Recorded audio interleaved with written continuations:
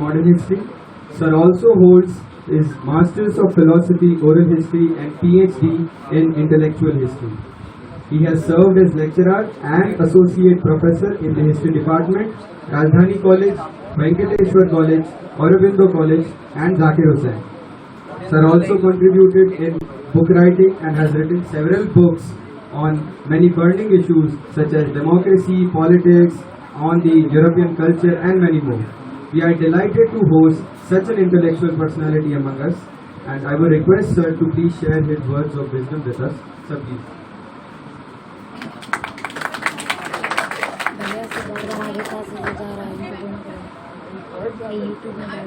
Please, our respected teachers, please come on the stage and welcome sir. And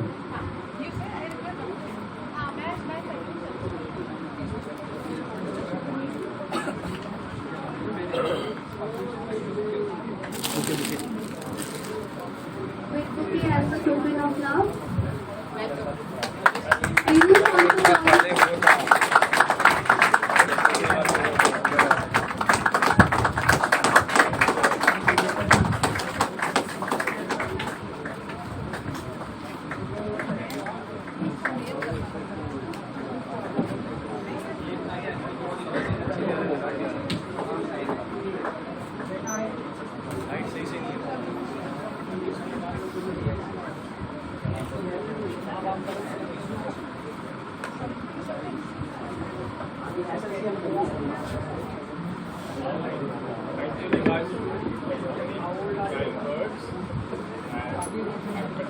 भैया भैया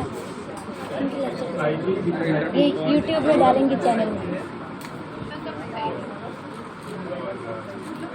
Inviting me share my thoughts on this interesting topic, which I am hopeful will help students as well as those who are not particularly taking up this paper, but have some kind of interest in art, great writers, novelists, etc. of the world.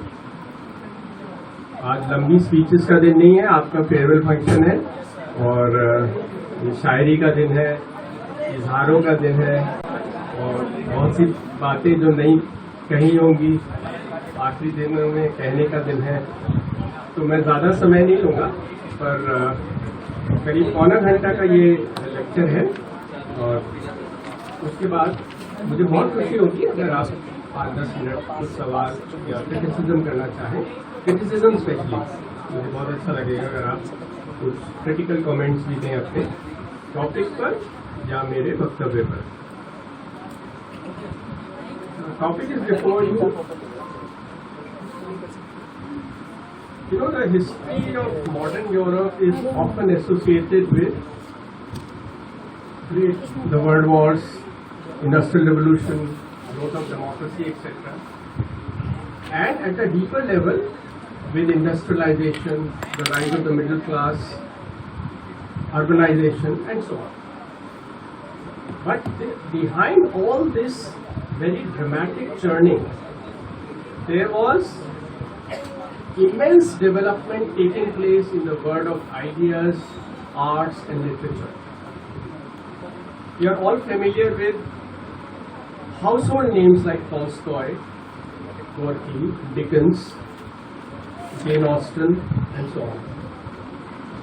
But the interesting thing is that a deeper look reveals that these celebrities actually fall into a pattern, and there were successive churnings or rather turnings in the history of art and literature in Europe, major developments with which many of the artists and writers were associated according to the times to which they belong. For example, there was Romanticism.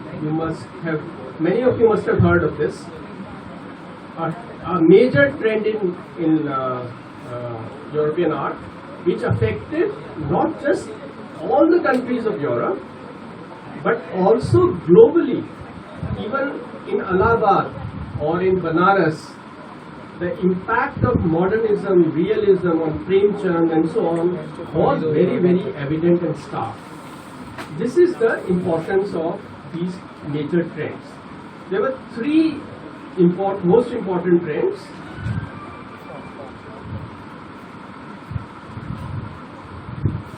There were three most important trends for the period which third year students study, that is 19th and 20th, first half of 20th centuries. Romanticism succeeded by realism, that was succeeded by modernism. Now let me ask a straight question to just see how much you are familiar with these patterns. Do you think any particular literary trend in India was affected by any of these?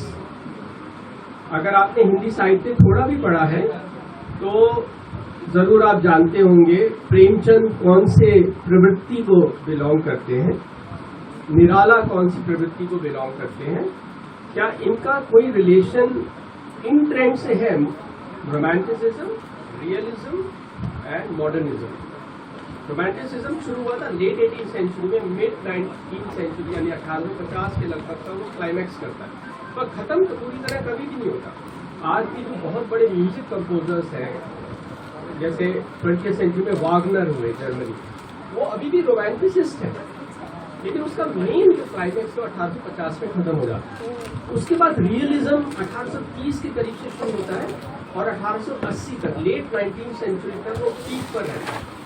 Realism भी आज तक पूरी तरह खत्म नहीं हुआ, यथार्थवाद से हिंदी में कहेंगे, पर उसका जो पीक पीरियड है, जो मोस्ट क्रिएटिव फेज है, वो second quarter of 19th century and third quarter of 19th.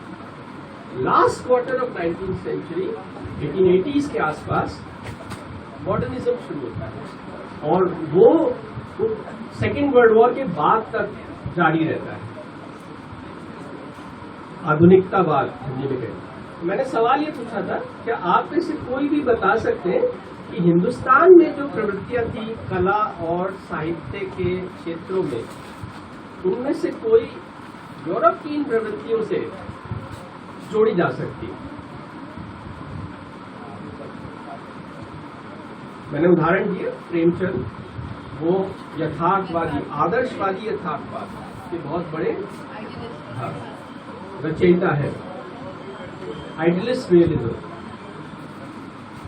निराला छायावाद के बहुत बड़े अग्रणी कवि हैं. इनमें से कोई यूरोप की प्रवृत्तियों से रिलेटेड है? ओके. छायावाद पर रोमांटिसिज्म का बहुत बड़ा असर था और ऑफ कोर्स प्रेमचंद के यथार्थवाद पर नेचुरली यूरोप की रियलिज्म का बहुत ज्यादा असर था. बल्कि तुमने शायद जानते हो कि मंटो का नाम कितने लोगों ने सुना है?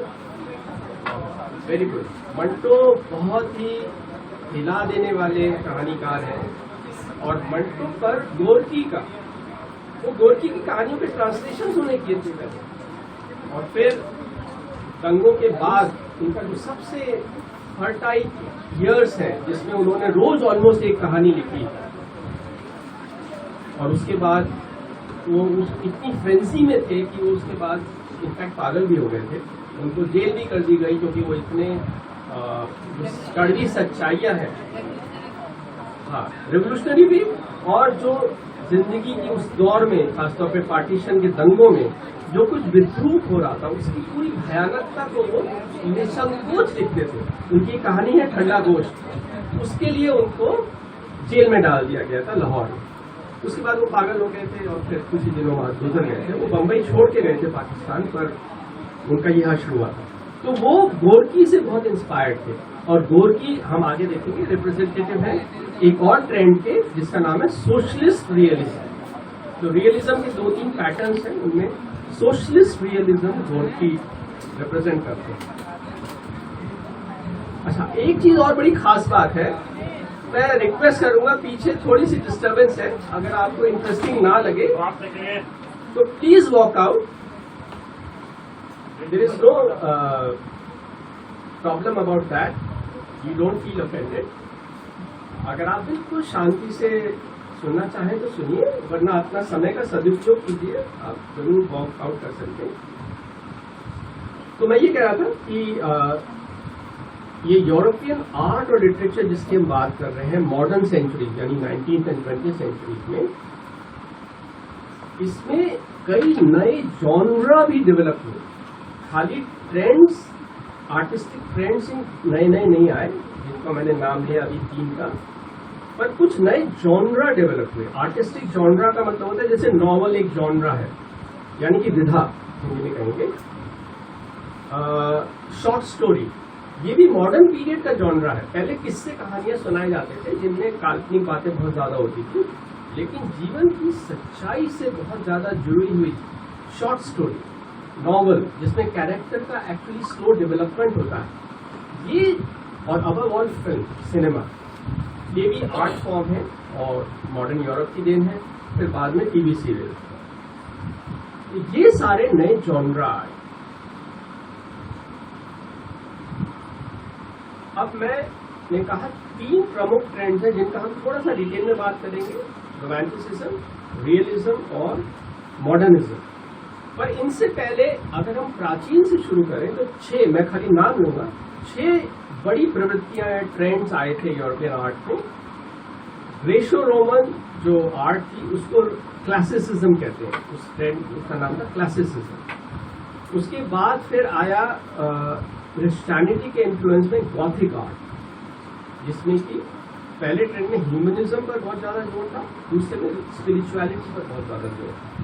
गॉथिक आर्ट के बाद फिर आया बारोक, जिसमें ऑर्नामेंटेशन पर बहुत जोर था, जो एब्सोल्यूटिस्ट स्टेट का जो युग है, जिसमें स्टेट में बड़े बड़े पैलेसेस वगैरह जैसे वर्साई खासतौर पर, तो वो बारोक आर्ट जिसमें ऑर्नामेंटेशन बहुत ज्यादा जोर देते थे।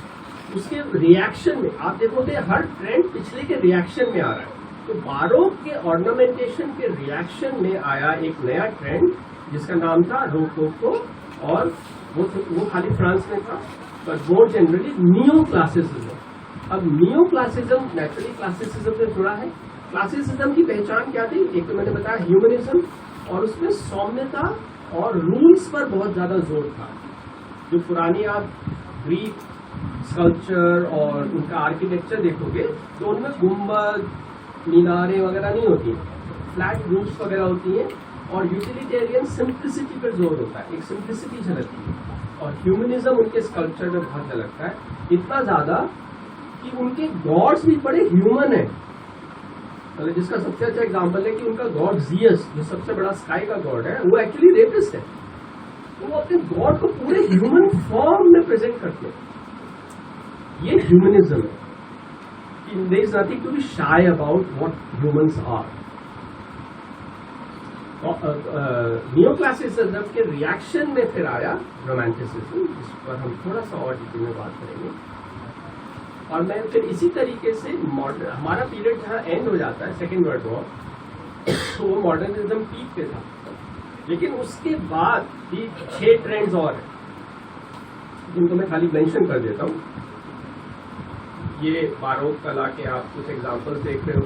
माइकल एंजेलो ने अपना पोर्ट्रेट खुद बनाया था, और ऊपर वाला जो पेंटिंग है वो लियोनार्डो दा विंची का ह्यूमन फॉर्म को डिपिक्ट करने का वो रफ ड्राफ्ट है उसका।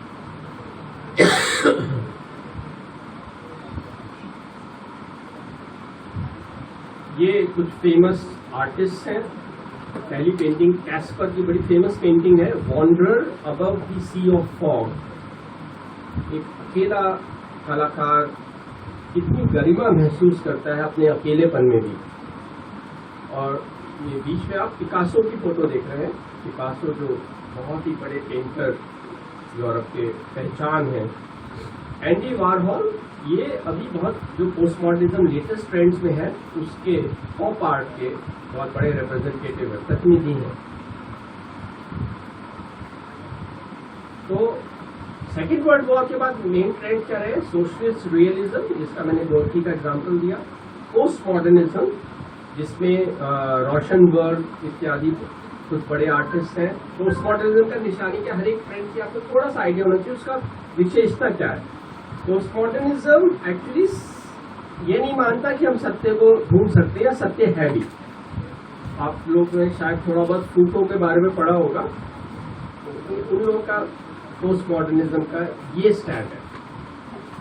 पोस्ट कॉलोनियलिज्म लिटरेचर में एक बहुत बड़ा ट्रेंड है जिसमें कॉलोनियल जो स्टैम्प है उसको पूरी तरह हटाकर एक नया कला और साहित्य रचने का की कोशिश की जा रही है, तो वो पोस्ट कॉलोनियल है। इसके इम्पोर्टेंट एग्जाम्पल्स है Edward Said, Salman Rushdie etcetera. फिर अभी जो लेटेस्ट ट्रेंड्स है उनमें डिजिटल आर्ट है, वोक कल्चर। आप में से कोई है जो वोक का मीनिंग जानता है? WOKE। ये लेटेस्ट जो टेंडेंसी है यूरोप और USA में खासतौर पर, उसको वोक कहा जाता है। आप लोग तो सब सोशल मीडिया पर है, आपने किसी ने देखा? अलग तरीके का सोशल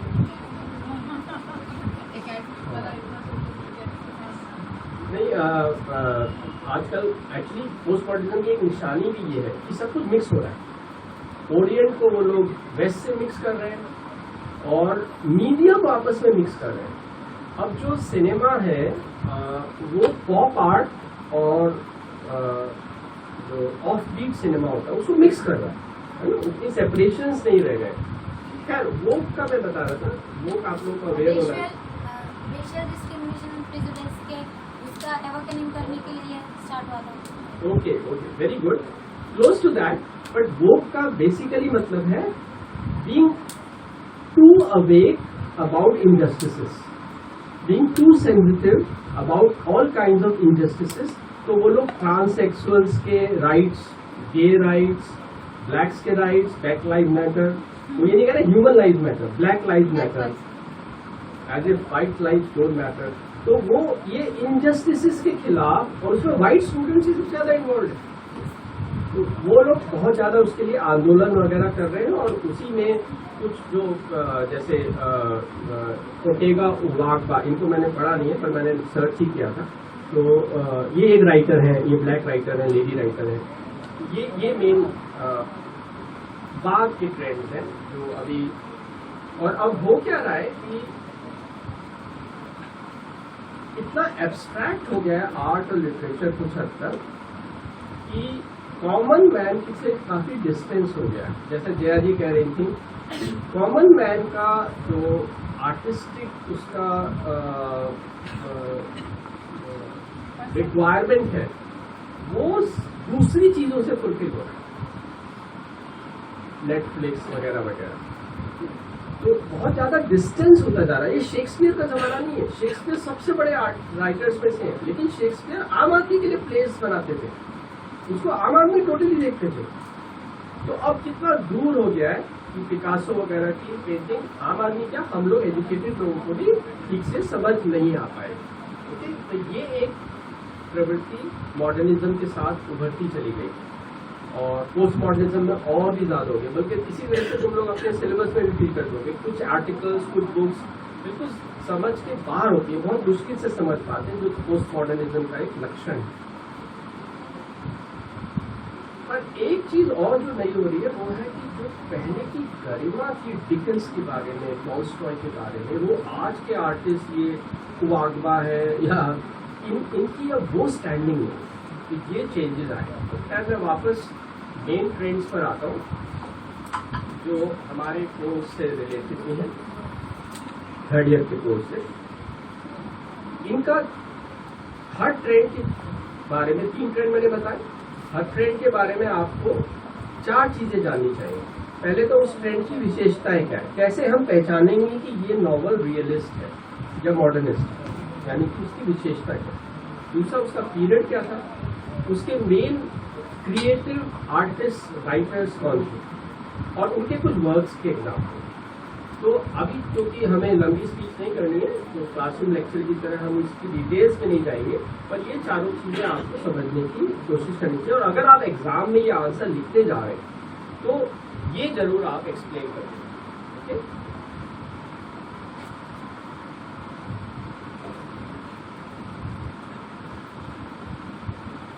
अब मैं एक दूसरी बात पर आता हूँ जो एग्जाम में के लिए आपके लिए रेलेवेंट है, मैंने बता दिया, पर मैं उसकी डिटेल में नहीं गया हूँ क्योंकि आज आपका फेयरवेल का दिन है, एक्साइटेड नहीं। बट आप क्वेश्चन में कुछ भी पूछना चाहें तो जरूर पूछें। सोशल साइंसेस में हमें फैक्ट्स के पीछे अंडरलाइन पैटर्न्स को समझना होता है। जैसे साइंस में माइक्रोस्कोप होता है, टेलीस्कोप होता है, छिपे हुए पैटर्न्स को दिखाने के लिए। सोशल साइंस में हमारे पास केवल इमेजिनेशन और एनालिसिस है। एनालिसिस कैसे करनी है? दिखे हुए फैक्ट्स में हमें अंडरलाइन, अभी मैं एग्जांपल दूंगा कि अंडरलाइन पैटर्न्स कैसे पकड़े जाते हैं। अंडरलाइन पैटर्न्स को देखना है। हम जान गए टॉल्स्टॉय वगैरह थे, उनकी ये रचनाएं थी, इनको हम 3 बड़ी कैटेगरीज ट्रेंड में डिवाइड कर सकते हैं। ये भी एक पैटर्न हमने पकड़ लिया, और इसके अलावा और इंटरेस्टिंग पैटर्न्स हैं जिनको हमें पकड़ना चाहिए। उसके लिए करना क्या होता है? कैसे अंडरलाइन पैटर्न्स पकड़े जाते हैं? आप जैसे कॉलेज में आए, हर कॉलेज का अपना एक एटमॉस्फेयर होता है। एक बहुत बड़े थिंकर है, उन्होंने कहा था कि किसी इंस्टीट्यूशन की अगर क्वालिटी समझनी है तो कैंटीन की गॉसिप को देखना चाहिए, उससे पता चलता है इस इंस्टीट्यूशन लेवल कितना। तो ये हो गया अंडरलाइन पैटर्न को समझना। उसके लिए हमें फैक्ट्स के पीछे जो रिकरेंसेस हैं, पुनरावृत्तियां हैं, उनको देखना होता है। उनकी कंपैरिजन करनी होती है, किस सिचुएशन में कौन सी प्रवृत्ति प्रबल हो रही है या क्षीण हो रही है। ओके, इस तरीके, ये कुछ तरीके होते हैं। और हमें एम्पैथी यूज करनी होती है, जो हम अपने मन के बारे में जानते हैं उसको हमें ट्रांसपोज करना होता है कि वो ये कह रहा है तो क्यों कह रहा है, जैसे हम हमेशा करते हैं, है ना। लोगों की कहने के पीछे कुछ और फेवर नहीं होता, तो हमें अपनी ही प्रैक्टिस से समझना पड़ता है कि ये हो सकता है। तो ये होता है अंडरलाइन पैटर्न्स को समझना। अब मैं एक टेस्ट क्वेश्चन तुम्हें पूछना चाहूंगा कि मैंने एक अंडरलाइन पैटर्न बता दिया। यूरोपियन आर्ट और लिटरेचर में बड़ी सेलिब्रिटीज हुई पोएटिकल सिस्टम। इनका केवल यूरोप ही नहीं, ये हाउस होल्ड नेम्स है पूरी दुनिया में। मेरठ में, बनारस में, अफ्रीका में, और इनको हमने ये भी पकड़ा कि 3 बड़ी धाराएं आई एक के बाद एक यूरोपियन। इसके अलावा और कुछ तुम पकड़ सकते हो पैटर्न्स में, यहाँ लिखे हुए वैसे सामने। हाँ हाँ, sure, go ahead. Gandhi ji ने भी उनकी विचारधारा को बनाया था। Yes, very good, very good. What's your name? मैं इतना बोला, मेरे लिए ताली बजाई नहीं तो मैंने नहीं।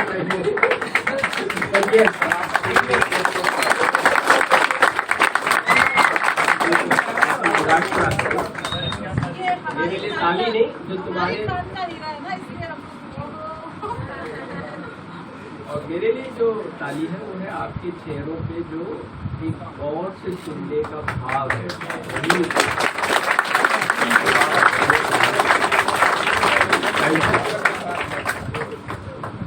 बहुत सही कहा आपने। लेकिन ये मैनिफेस्ट पैटर्न है, अंडरलाइन पैटर्न के सामने तुम्हारे लिखे हुए हैं। देखो ये कैसे, ये तुम्हें हर टॉपिक में काम आएगा, खाली इस टॉपिक में नहीं। एग्जाम्पल से अब देखो कि हम ये देख रहे सकते हैं कि अगर तुम जरा भी जानते हो टॉल्स्टॉय के बारे में या रोमांटिसिस्ट रूसो थे, वर्ड्सवर्थ रोमांटिसिस्ट थे, वो कितना उनमें खुशी और उल्लास का भाव है। वर्ड्सवर्थ की एक पोएम है डैफोडिल्स, फूलों के ऊपर बड़ी खूबसूरत पोएम है। जैसे जैसे हम रियलिज्म की तरफ आते हैं कि भयंकर विषाद का भाव है बुर्जुआ सोसाइटी के खिलाफ, और वो सर्वहारा जैसे पेंट करते हैं, वो किसान, वो उनमें रेजोल्यूशन ढूंढते हैं, रिडेम्पशन ढूंढते हैं, सोल्यूशन है जो यहाँ पर बुर्जुआ सोसाइटी को हेट करते हैं। उसके बाद जब हम मॉडर्निज्म की तरफ आते हैं तो विषाद खाली बुर्जुआ सोसाइटी के खिलाफ नहीं, पूरे जीवन से हो जाता है। शोपेनहावर है या एलियट की एक पोएम है वेस्टलैंड। वेस्टलैंड में पूरी सभ्यता को ज्यादा खोखला होता हुआ दिखाया गया। जितनी प्रोग्रेस हो रही है उतनी ही ये, जितनी चमक दमक है उतनी ही खोखली हो रही है।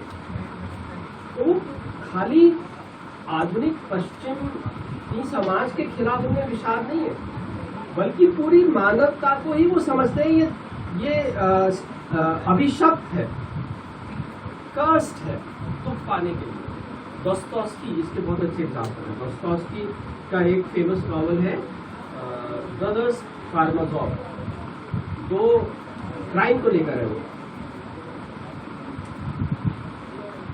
वो लोग इंसान की में वो कहते हैं हम अभिशप्त है, क्योंकि हम एक खुशी के पीछे भागेंगे वो मिल जाएगी, फौरन फिर दूसरे दिमाग दूसरी खुशी के पीछे पड़ जाएगा। और इन खुशियों में कॉन्ट्रडिक्शन है, हमें प्लेजर भी चाहिए और सम्मान भी चाहिए, वो कहीं कहीं टकराते हैं। तो हम लोग जिंदगी भर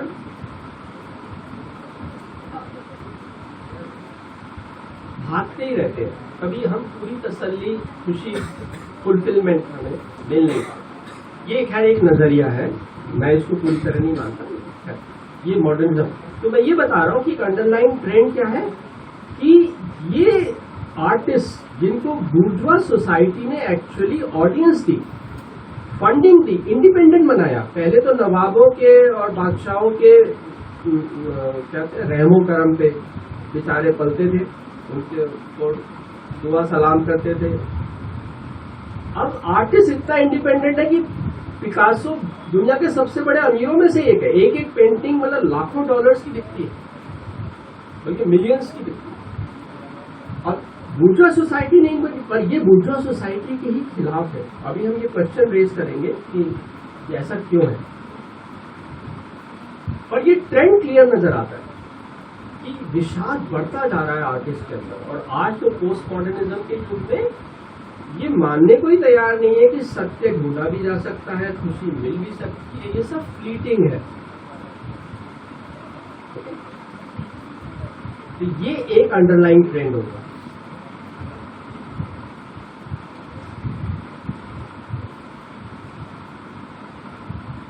एक दूसरा अंडरलाइन ट्रेंड है कि ये massive economic and political change आ रहा है इन आर्ट और लिटरेरी ट्रेंड्स के बैकग्राउंड में। अर्बनाइजेशन हो रहा है, और अबव ऑल जो इन आर्टिस्ट को सपोर्ट कर रहा है वो एजुकेटेड मिडिल क्लास की ग्रोथ, जो इनकी ऑडियंस है, जो इनके रीडर्स हैं।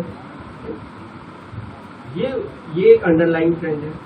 अब आप समझते हैं एग्जाम्पल से, मैनिफेस्ट फैक्ट्स यानी कि दृष्टिगोचर तथ्यों के पीछे हमें छिपी हुई प्रवृत्तियों को समझना होता है, वही अच्छा सोशल साइंटिस्ट होगा। और फिर समझना ही खाली नहीं है, उनकी आपस में इंटर रिलेशंस क्या है, फैक्ट से और प्रवृत्तियों की आपस में, आर्थिक प्रवृत्तियों की, राजनीतिक प्रवृत्तियों से रिलेशंस क्या है।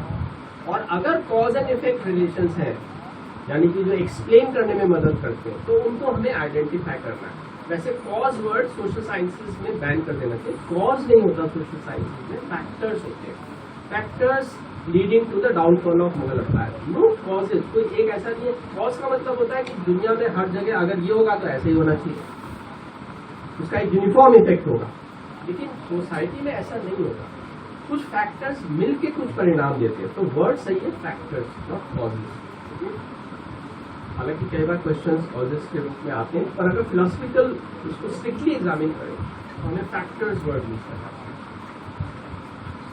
अब हम आते हैं कि ये अंडरलाइन ट्रेंड्स हमने पहचान लिए, तो अगले स्टेप पे हमें इंपॉर्टेंट क्वेश्चंस को समझना चाहिए जो इनसे इमर्ज करते हैं। जैसे मैंने कहा था कि उत्तरोत्तर प्रोग्रेसिवली, उत्तरोत्तर दुख और विषाद आर्टिस्ट में बढ़ता जा रहा है, नकारात्मकता बढ़ती जा रही है। नियो क्लासिज्म में तो सब हैप्पी था, रोमांटिसिज्म ने कहा कि नहीं, ये जो तड़क भड़क की दुनिया, ये दरबार की दुनिया, ये खराब है, लेकिन प्रकृति में खूबसूरती है, गाँव में खूबसूरती है। मेडिवल में खूबसूरती थी। रॉबर्ट स्कॉट, दीवान हो, उनका मेडिवल नाइट के ऊपर एक नॉवल है, तो वो लोग खूबसूरती उसमें ढूंढ रहे। रियलिज्म ने आकर के कहा कि नहीं, हमें पीछे या प्रकृति में जाने की जरूरत नहीं है, जो रिडेम्पशन है, जो रेजोल्यूशन, समाधान निकलेगा, वो बारीकी से हमें बदसूरती को भी एग्जामिन करके उसे डिपिक्ट करना है। जैसे रियलिस्ट नॉवल जो है, पेजेस बाय पेजेस डिकन्स लिखते जाएंगे कि वो ट्रैवल कर रही है हीरोइन अगर ट्रेन से, तो ये दिख रहा है, ये दिख रहा है। तो meticulous examination of reality, this was the hallmark of realism. Including the reality of slums, reality of prostitute, हर तरह की विद्रूप सच्चाई को भी हमें बारीकी से निरूपण करना है, उसको अभिव्यक्त करना है। ओके, ये रियलिज्म। तो उनको भी रिडेम्पशन तो कहीं ढूंढना था कि इनके विद्रोह से समाधान निकलेगा, जो ऑप्रेस्ड है उसके विद्रोह से। लेकिन मॉडर्निज्म में तो इसका रीजन क्या है? पहला इंटरेस्टिंग क्वेश्चन बनता है कि ये प्रोग्रेसिवली नकारात्मकता क्यों बढ़ी। एक और इंटरेस्टिंग क्वेश्चन बनता है कि पॉलिटिकल और इकोनॉमिक डेवलपमेंट से आर्टिस्ट खुश होता है, उसको पेडिस्टल मिलता है, या आर्ट सफर करती है। और तीसरा इंटरेस्टिंग क्वेश्चन है कि क्या आर्टिस्ट एथिकल भी होता है? क्या हाई आर्ट हाई एथिक्स से इमर्ज करती है? अब इसका मैं बहुत संक्षेप में तीनों क्वेश्चन का जवाब दूंगा। क्यों प्रोग्रेसिवली नकारात्मक बढ़ रही है जबकि चमक दौड़ बढ़ रही है, और कैपिटल इनकम राइज कर रही है, अर्बनाइजेशन हो रहा है, रेलवेज आगे, सारी इन्वेंशंस हो रही हैं, फिर नकारात्मकता क्यों बढ़ रही है? एक्चुअली जो बहुत दुखी होता है, जैसे मजदूर है, वो गोविंदा की पिक्चर देखने जाता है, वो आर्ट में नकारात्मकता देखने नहीं जाएगा। ये कंफर्टेबल मिडिल क्लास है जो टाइम निकाल सकती है, मूड बना सकती है जिंदगी की नकारात्मकता को फेस करने का। Good example. ये एक इसका एक्सप्लेनेशन है, और भी कुछ एक्सप्लेनेशन है, पर मैं क्योंकि आज तुम्हारा खास दिन है इसलिए मैं इसमें मूड स्पॉइल नहीं करना चाहता। दूसरा सवाल हमने क्या उठाया था? पॉलिटिकल इकोनॉमिक डेवलपमेंट से आर्ट प्रॉस्पर करती है कि सफर करती है? देखो, पहले पॉलिटिकल इकोनॉमिक डेवलपमेंट होना चाहिए, और जहां उसको चोट लगती है, वर्ल्ड वॉर आती है, फासिज्म आता है, तो आर्ट और ज्यादा चमकदूर होते हैं। गालिब सबसे बड़े शायर मुगलों के पतन के युग में ही होते हैं। ये रिलेशन है। पहले डेवलपमेंट होना चाहिए, जब डेवलपमेंट जिस पल पे चोट खाती है वहां आर्टिस्ट सबसे ज्यादा उभर कर आता है, क्योंकि ये रिलेशन है। तीसरा क्वेश्चन मैंने क्या रेज किया था कि हाँ, एथिक्स और आर्ट में क्या कोई रिलेशन है?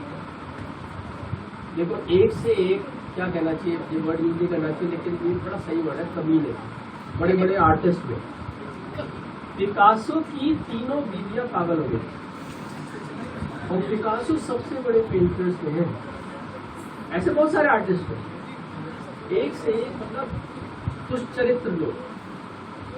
लेकिन क्या एथिक्स का आर्ट से कोई भी रिलेशन नहीं है?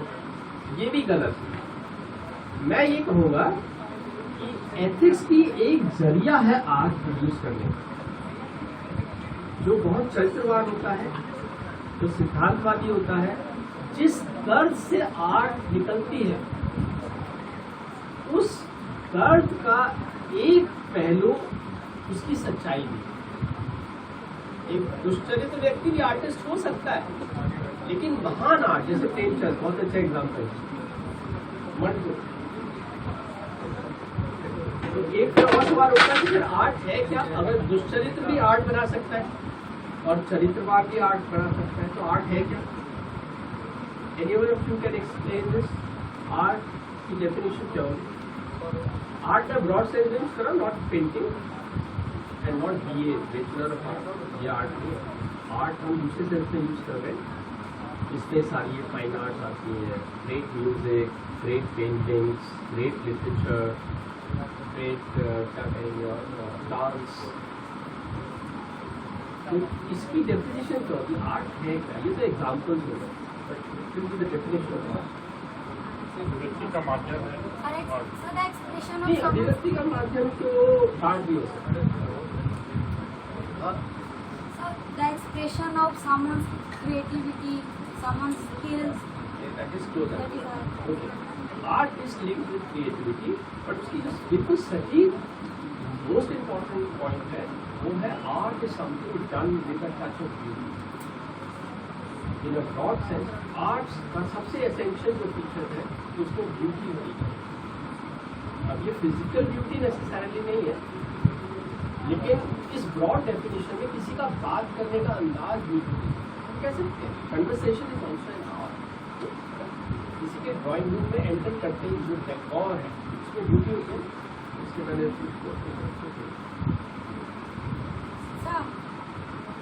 ये देखो जैसे लेक्चर हो जाए फिर क्वेश्चन लेकिन time.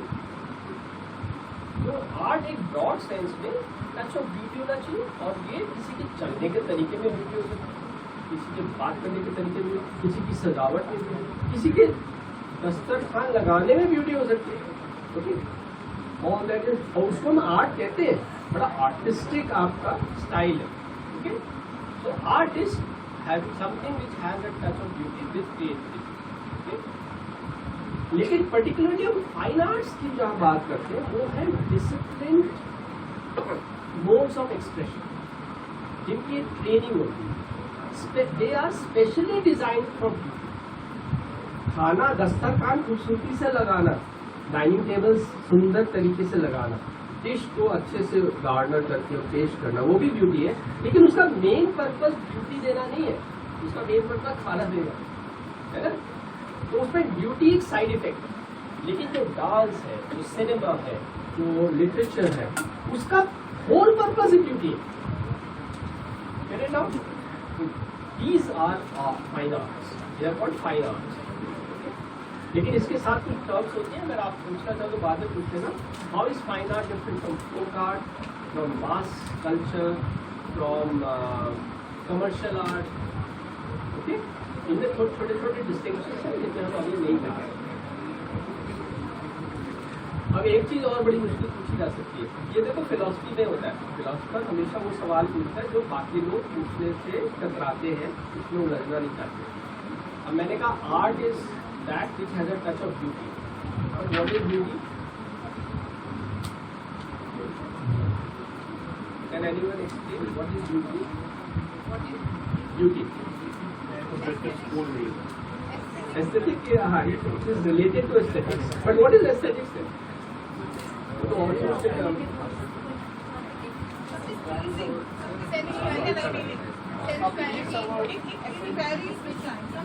Everyone has a different notion of beauty. किसी को कोई मुश्किल लगता है। But what is it? What is it that you feel when you say this? वो तो हर किसी के लिए अलग हो सकता है ना, ब्यूटी तो हर किसी के लिए अलग है। हाँ, बिल्कुल अलग है। यही हमने कहा, किसी को एक्स बहुत सुंदर लग सकता है, किसी को बहुत ही ज्यादा बदसूरत लग सकता है। तो भाई इसको कहते हैं आई ऑफ व्यूअर। बट जो भी वो फील करता है जब वो ब्यूटीफुल कहता है, तो वो एग्जैक्टली क्या है? देखो, इसको एरिस्टोटल ने भी एग्जामिन किया। एरिस्टोटल कहते थे जिसमें सिमेट्री होनी चाहिए वो ब्यूटीफुल है, वो ब्यूटी का क्राइटेरियन है। कुछ लोग और कहते हैं कि सिंप्लिसिटी होनी चाहिए। बट मेरे ख्याल से ये जरूरी नहीं है। सही चीज जो मुझे लगती है, अब ये चीज तो मैं किताबों में नहीं मिलेंगी, तो मेरे ख्याल से ब्यूटी का मतलब है anything that evokes subtle emotion inside us. Subtle emotion का मतलब पोर्नोग्राफी भी इमोशन इवोक करता है, पर वो सटल इमोशन नहीं है। पर जब आप कभी खुशी कभी गम देखने के बाद पेरेंट्स के लिए ज़्यादा केयरिंग हो जाते हैं, तो वो एक सटल इमोशन है। तो anything that evokes subtle emotion inside us, वो अपीलिंग या बहुत प्लीजिंग हो। प्लीजिंग बिल्कुल जरूरी नहीं है ब्यूटी में, क्योंकि सैड सॉन्ग भी तो बहुत ब्यूटीफुल होता है। हॉरर फिल्म हम देखने जाते हैं, अब हॉरर फिल्म ब्यूटीफुल कैसे होगी? हॉरर फिल्म क्योंकि वो एक इमोशन इवोक कर रही है। तो something which evokes deep and subtle emotions inside us, वो ब्यूटीफुल होता है। इसीलिए सैड सॉन्ग भी ब्यूटीफुल है, क्योंकि sad songs are those which tell, sorry, most beautiful songs are those which tell the saddest thought. जो एक जरा सा आंख में पानी आ जाता है, कोई गमगीन कहानी सुनकर या गमगीन गीत सुनकर, वो सबसे ज्यादा खूबसूरत लग सकता है, जहाँ लोग नाच गा रहे हैं और शोर मचा रहे हैं, तो वो पल उससे ज्यादा सुंदर है। कुछ लोगों के बाद बहुत कुछ है कहने को, मैं रुक जाता हूँ एक minute. Please finish your talk. एक तो मोबाइल की बिना इनका गुजारा नहीं है। इससे पहले मोबाइल खरीदना पड़ता है। Your mobile is not that disturbing, but chatter is very disturbing, and you are free to leave. तो इतना सा आपको एटिकेट सकता है कि और कुछ लोग हैं जो सुन रहे हैं, तो भी आप डिस्टर्ब करें। तो मैंने 3 क्वेश्चन का मेरे ख्याल से आंसर किया। मैं डिस्टिंक्शन को छोड़ देता हूँ। ये जब आपको मैंने एग्जाम का बता दिया, एग्जाम में आपको ज़्यादा ये सब नहीं लिखना है जो मैंने अभी बताया ड्यूटी वगैरह के बारे में। एग्जाम का क्वेश्चन होगा डिफरेंट ट्रेंड्स पर, और उसमें आपको एग्जाम्पल्स बताने हैं क्यों डिकन्स रियलिस्ट है, क्यों वर्ड्सवर्थ रोमांटिसिस्ट है, पिकासो मॉडर्निस्ट है, ठीक है। कुछ के और उनके कुछ वर्क्स थे। पिकासो की बहुत फेमस पेंटिंग है गुअर्निका।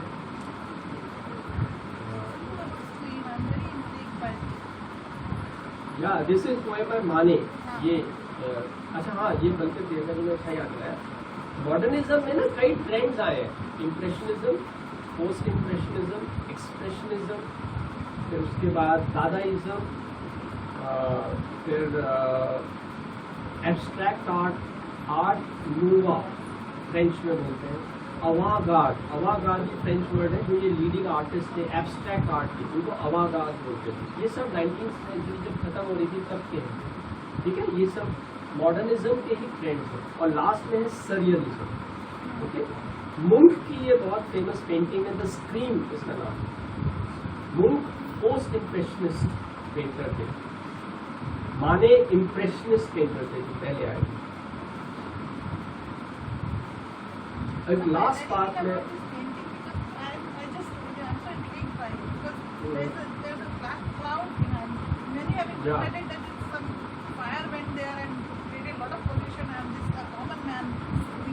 इम्प्रेशनिस्ट का और पोस्ट इम्प्रेशनिस्ट का एक खास स्टाइल, वो नेचुरल कलर की जगह दूसरा कलर्स के साथ प्ले करते थे। तो ब्लू स्काई की जगह एक रेड स्काई से वो अलग मूड दिखाने की कोशिश कर रहे हैं कि ये जो एक अकेलापन है आधुनिक समाज का, उसको ये उसका जो दर्द है उसको ये पेंटिंग हाईलाइट करती है। और ऑफ कोर्स कि डिफरेंट इंटरप्रिटेशंस हो सकती है, पर जहाँ तक मुल्क ने खुद और जो क्रिटिक्स ने कहा है उन्होंने इस तरह का मीनिंग निकाला है। और ये इनका तरीका था, ये लोग कलर्स के साथ प्ले करते थे और नेचुरल कलर्स को रिवर्ट करते थे। घास को कभी ब्लू दिखा देंगे और आसमान को हरा दिखा देंगे, इस तरह ये प्ले करते हैं। ये इम्प्रेशनिज्म की आप पेंटिंग देखोगे आपको ये नजर आ जाएगा। और ये न्यूड पर बहुत ज़्यादा यूज़ करते थे उस समय। ये बड़ी शॉकिंग था, इनमें से कई लोगों को बहुत बॉयकॉट किया गया, पर इन लोगों ने धीरे धीरे इसको सम्माननीय बनाया आर्ट के अंदर। हाँ, ये एक मतलब बूर्जवा, उस पर कटाक्ष है। एक बूर्जवा लेडी है जिसकी सेवा करने के लिए एक ब्लैक वुमन है, और वो कितने इत्मीनान से, कितने शर्मी से। अब मैं लास्ट में एक बस पॉइंट होगा कि आर्ट का क्या सोसाइटल सिग्निफिकेंस है। आर्ट का पर्सनल सिग्निफिकेंस तो है कि वो हमको एक ब्यूटी का टच देता है, ओके। और जब वो ब्यूटी का टच देता है तो हमें मजबूत भी बनता है, ना केवल इसलिए कि उसकी हमें एक ऊर्जा पैदा की। जैसे कभी तो होता है ना, अगर तुम्हारी तबियत खराब है, अच्छी फिल्म देखो, बुखार ही उतर जाता है। तो अच्छा गीत सुन लो, थोड़ा सा रोल हो, एक डीप चर्निंग फील होती है, सोल चर्निंग, एक आत्मा में कुछ नया ऊर्जा आ जाती है ना। तो ये आर्ट हमें पर्सनली नरिश करता है। और इसका क्या सोसाइटल सिग्निफिकेंस भी है। आर्ट सोसाइटी को क्या मजबूती देता है।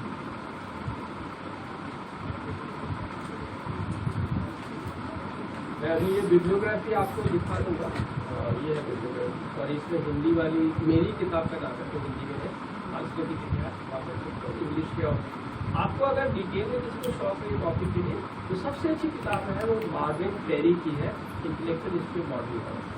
उसमें इंटेलेक्चुअल, लिटरेचर और आर्ट तीनों का बहुत सिस्टमैटिक अच्छी तरीके से एक्सप्लेन किया है, ठीक है। तो Marvin Perry intellectual history of modern Europe, ये आप कंसल्ट कर लेना। अगर आपको अपनी लाइब्रेरी में ना मिले तो ये डिपार्टमेंट की लाइब्रेरी में इसकी एक कॉपी पहले फाइल हुई है।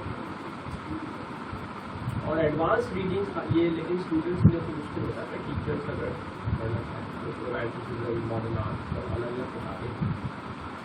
खैर, मैं एक दूसरा क्वेश्चन रेज कर रहा था जो इन किताबों में भी नहीं है और एग्जाम में नहीं आएगा, लेकिन मैं समझता हूँ कि कोई भी हम टॉपिक में बोलते हैं तो लास्ट में हमें ये जरूर देखना चाहिए कि इसमें अच्छा क्या है और बुरा क्या है, और हम अच्छाई को बढ़ाने और बुराई को कम करने में खुद क्या योगदान दे सकते हैं।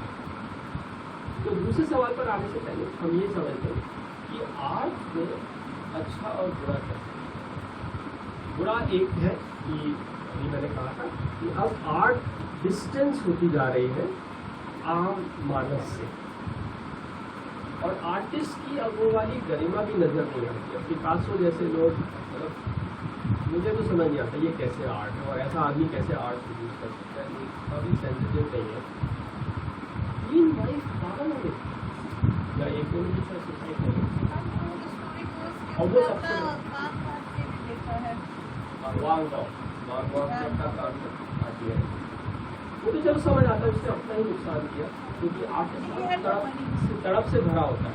मंटो जी पागल हो गए थे, तो उसके अंदर बहुत सेंसिटिव होता है आर्टिस्ट, क्योंकि जो सच्चा आर्टिस्ट हो वो अपना नुकसान तो कर सकता है, पर औरों का नुकसान हो, वो भी अपनी वाइफ का नुकसान, वो भी एक 3 का। अब ये आदमी महान आर्टिस्ट कैसे हो सकता है? तो वो खैर मैंने आपको क्वेश्चन रेज किया था कि एथिक्स और आर्ट में क्या रिलेशन है। ये कॉन्स्टेंट नहीं है, खाली एक जरिया है एथिक्स आर्टिस्ट बनने का, वो भी एक तरीका है, लेकिन बुरे लोग भी आर्टिस्ट बन जाते हैं। और दूसरा अब क्या है कि ये सब नेटवर्किंग का खेल हो गया, सेलिब्रिटी बनना, मीडिया मैनेज करना। मेरे को तो समझ नहीं आता कि सलमान खान जैसे लोग कैसे पसंद किए जा सकते हैं, और एक पूरी इंडस्ट्री है कि लोगों पे गाड़ी चढ़ा दी और उसके बाद भी पब्लिक उनको देखती है। हाँ, ये सब एक बहुत बड़ा मैनेजमेंट का खेल हो गया, तो ये उसकी हो गया कमी। लेकिन फिर भी सच्चे आर्टिस्ट आते रहेंगे, सच्चे राइटर्स आते रहेंगे, तो उनका अच्छा कंट्रीब्यूशन हमने पर्सनल लेवल पे देखी है कि वो एक बहुत बड़ा एक, वरना जिंदगी क्या होगी, बहुत बड़ी रंगहीन होगी अगर आर्ट जो भी हमें पसंद आता है, चाहे म्यूजिक पसंद आए, चाहे बुक्स पसंद आए, तो वो एक हमारी जिंदगी में एक खास रंग लाए, सदरंग हो। और मैं पूछा सोसाइटी को भी आर्ट सपोर्ट करती है कैसे? ये बहुत मुश्किल सवाल नहीं है।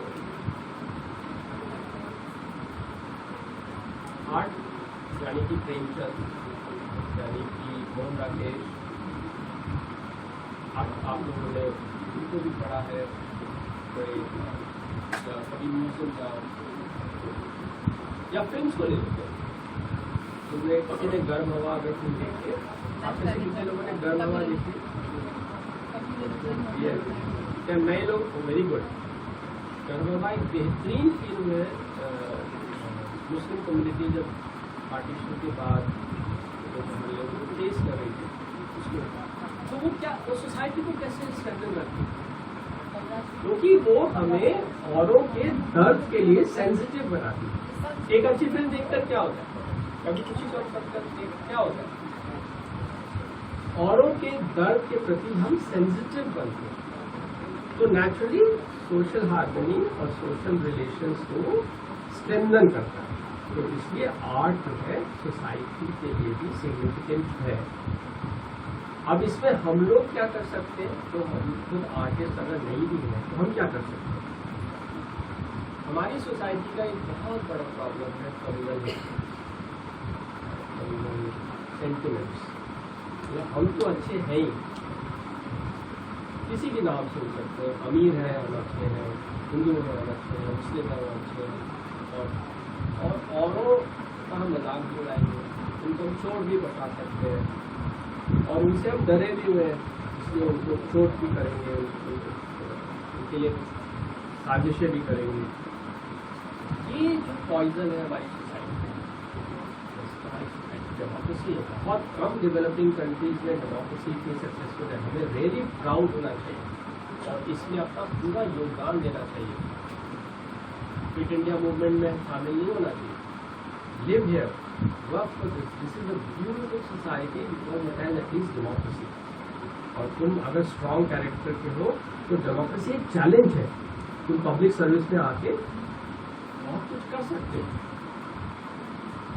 उसी में हम ये जो कम्युनल हेट्रेड है, अपने रिलेशन जानबूझकर बनाए दूसरी को। ये खाली हिंदू मुस्लिम की तो बात नहीं कर रहा, अब तो हिंदू सिख भी हो रहा है, पहले भी होता, अमीर गरीब का भी होता है, जातियों का होता है, कई कई तरह की पहचानों को लेकर के हम घमंडी हो जाते हैं और औरों के लिए नफरत भर लेते हैं अपने दिलों में। तो इसको एक आर्टिस्टिक तरीके से, खासतौर पर अगर हम खुद राइटर या पेंटर नहीं है तो हम क्या कर सकते हैं, हम रिलेशन से सुंदरता रखते हैं।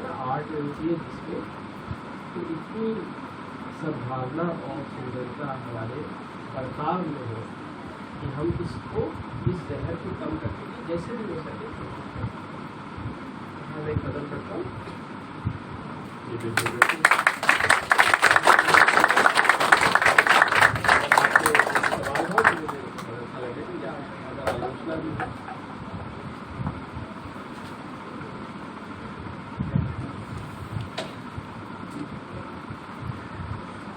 क्वेश्चन है बच्चों?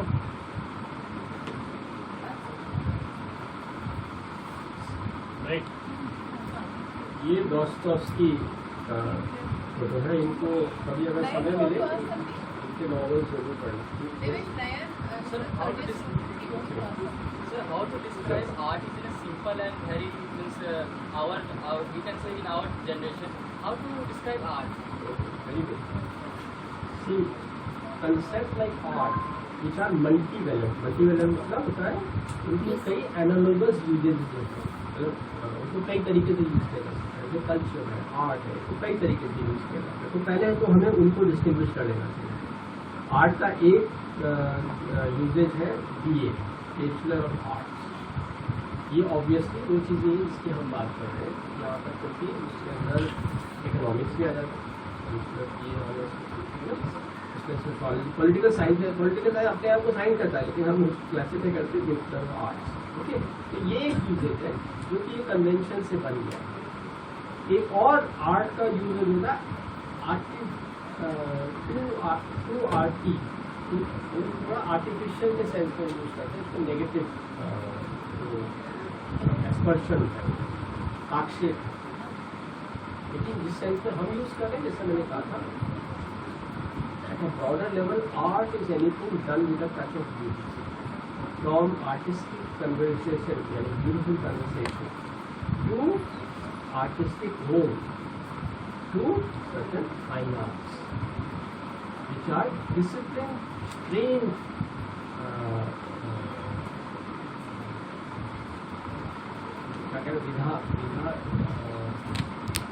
tendencies, which have been created particularly for the purpose of offering a beautiful experience.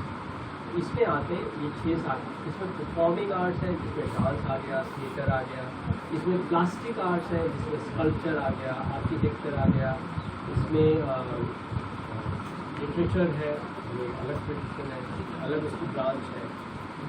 ये सब डिसिप्लिन्स है आर्ट्स के, जिन्हें फाइन आर्ट्स का है।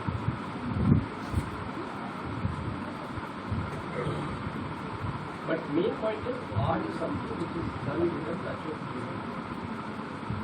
And specifically for beauty, those are fine arts, which have a specific training behind them.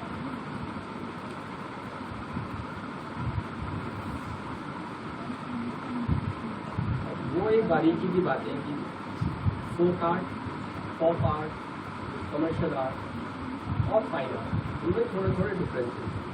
If you are interested, I'll explain. Otherwise,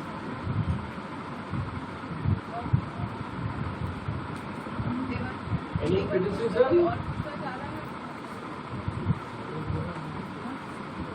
Anybody? अगर कोई कमी लगी हो आपको तो मैं बड़ी उत्सुकता रहेगी. आप सजेशन देना चाहें.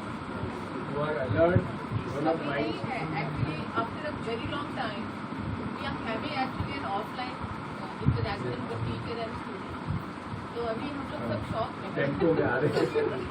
अभी आपका लेक्चर Habits, शायद हम उतना change हो अपने गए. आप को आर्टिकुलेट नहीं कर पाए बट वैसे जो हमारा पास आउट कर रहा है career I think very bright guy तो मुझे मेरा अप्रोच दिखा रहे हैं और dress up and the focus to look very हाँ आज तो वैसे भी. तो इसी पर हम बात खत्म करते हैं. I wish you all who are passing out very successful happy life ahead. इसलिए हमने आपको आपका जो आगे का प्रोग्राम है उसमें उम्मीद है कि आर्ट का भी कुछ थोड़ा और जुड़ जाएगा. Yes sir. बाकी मस्ती तो होनी चाहिए. हाँ